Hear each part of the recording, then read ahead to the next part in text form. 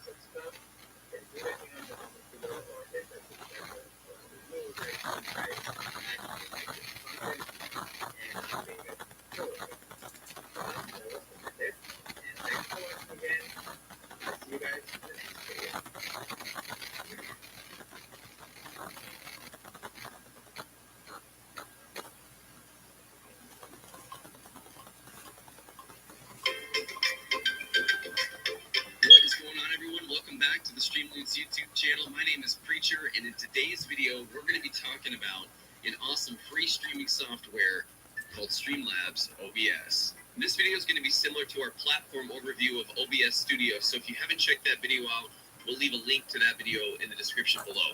So what is Streamlabs OBS anyway? Well, Streamlabs OBS, like OBS Studio, is a software that allows you to broadcast your content live to platforms like Twitch, NACERE, YouTube, and Facebook. However, Streamlabs has integrated a ton of tools like custom alerts, widgets, and overlays right into their dashboard, which is going to make your job a lot easier when you want to get a really creative look with your live stream. Today, we'll show you how to download and install Streamlabs OBS, as well as give you an overview of the software to help you get started before you go live.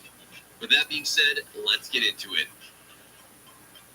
All right, so first things first, we need to download Streamlabs OBS. So we're going to go to streamlabs.com and download the software to our computer.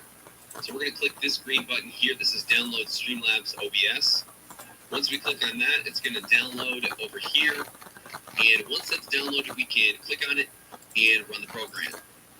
Then when we go to set up Streamlabs OBS, we're going to have to go through their terms and agreements. We're going to click Agree. And we're going to choose where we want Streamlabs OBS to install. For me, I've installed it within my program files folder.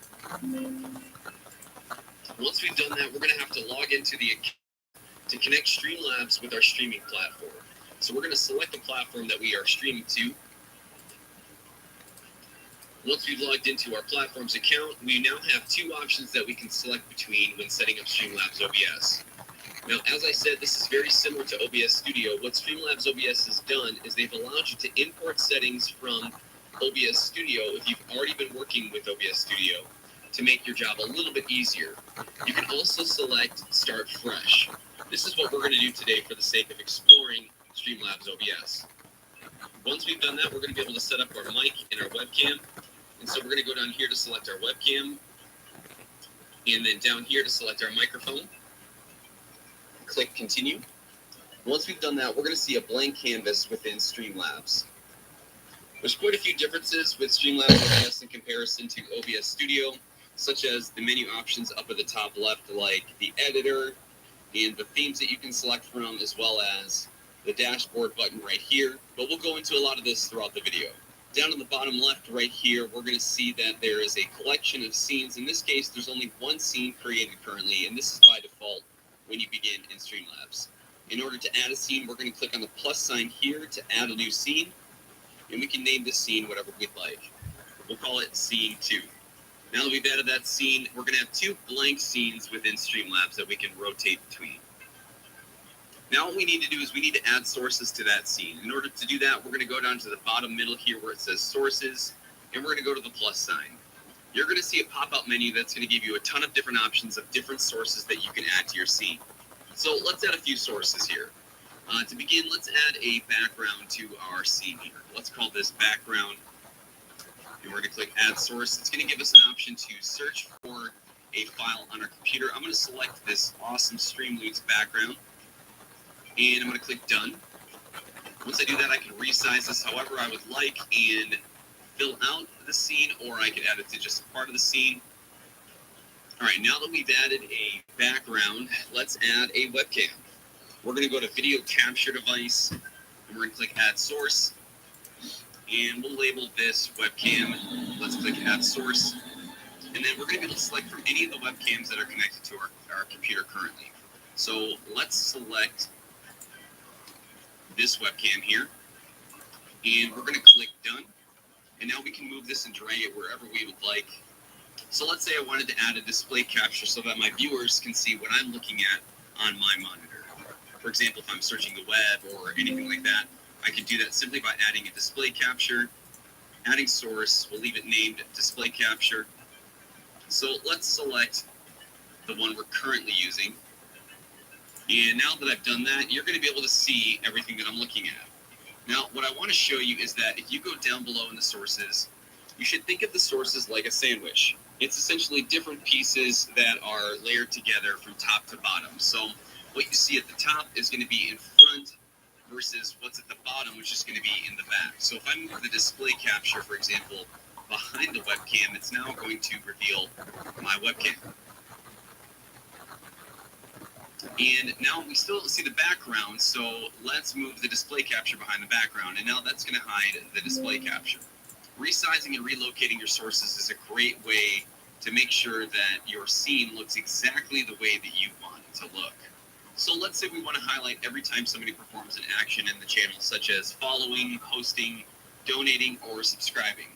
In order to do that, we're going to add something called a widget. And Streamlabs has a ton of different options here. The one that we want to talk about is the alert box. And the alert box is going to highlight donations, subscriptions, follows, bits, or members, hosts. So let's add that source. And we're going to label it alert box. And we're going to have a menu that's going to give us a ton of different options of the actions we want to highlight within that box. We can get a preview of what's going to happen in the alert, and we can adjust the layout as well as the sources and settings. If we want to test what each of those alerts looks like, we can click Test Widgets, and let's get an example of what the follow alert is going to look like for the viewer. So when I click the Test Follow, it's going to give me a preview of what the viewer is going to see when they follow the channel. When we click Done, it's going to show that our alert box is located right here. So we can move this, resize it, and relocate it wherever we would like on our scene. So now that we've talked about what your viewers are going to see in the scene, we're also going to talk about what your viewers are going to hear. And so we're going to look at the mixer at the bottom right here, and you're going to see a list of all of the audio inputs and outputs that are added as sources on a particular scene.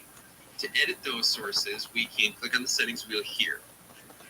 So what you're going to see here is a list of all of the audio outputs and inputs within your scene.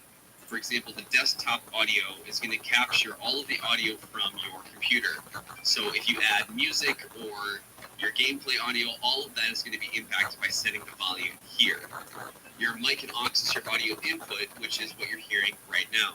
This, I like to highly recommend that you set your desktop audio to a volume that's not going to overpower your microphone. The last thing that you want is for your viewer to be trying to understand what you're saying while they're listening to the gameplay. So I recommend setting the desktop audio to 50% or 60%, and then your mic audio to 100%. Something else that's built into the editor is what's called their Minifee, and this actually shows any notification or alert that's happening in real time while you're streaming. So for example, follows or any sort of currency within the streaming platform that's being used, hosts, all of that can be seen right here. If you go over to the right, you're going to see a few other options for the mini feed, such as popping out the event filtering options. So this is going to allow you to select what you want to see in your particular mini feed, whether it's donations, follows, hosts, and effects, things like that. All of that can be selected right here. Okay, so now we're going to talk about the dashboard through Streamlabs. So I'm going to click on the dashboard in Streamlabs OBS. It's actually going to bring us to a web browser with streamlabs.com. And this is going to bring us to our analytics. It's also going to be a place we can configure our alert box and our widgets. So even just looking at the analytics, what you're going to see here is recent donations. You're also going to see recent subscribers or donations, and then further down maybe hosts and follows to the channel. If we go to the alert box section, this is going to be a place where we can edit anything from our follow alert to our subscription alert or our donation alert. We can edit the sound, the duration of that sound, the layout of the alert. We can also configure and add widgets to our stream by clicking on the All Widgets tab here. And maybe we end up wanting to add merch to our stream, so people can actually go to the Streamlabs website, your personal Streamlabs website, and purchase merchandise from you. And then when they purchase that, that can be an alert that you add in as well. All of this can be configured on the dashboard here on Streamlabs.com and then added into the editor of Streamlabs OBS software. Okay, so now that we've talked about the dashboard and all of the things that you can configure there, what I want to talk about is the Streamlabs OBS themes. And this is where I would say Streamlabs OBS really shines. So we're going to go up to the top left and we're going to click on themes. So what you're seeing here is essentially a theme store that has some fantastic designs that can really make your stream have a professional look. Everything from B-rate back scenes to animated alerts and tip jars or event lists. All of these things within the package have a cohesive look and feel. And it's simply activated by going into your editor in Streamlabs OBS and adding that package. All right, so now we've got our sources and our scenes all set. Our audio levels are looking good. We can see that we've got our notifications set, so we know what's going on with our stream when we're live. What we need to do is a really important step and edit the settings within Streamlabs OBS. So we're going to go down to the bottom left right here. We're going to click on the settings wheel. And what you're going to see here is all of the various settings that you can edit before you go live. Settings that we're going to look at specifically in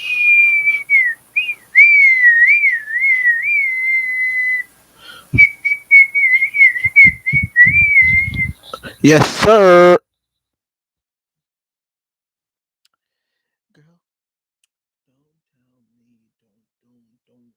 don't tell me that you love me, but you know you don't love me. Hey, but girl, you know, no, no. Hey, yeah.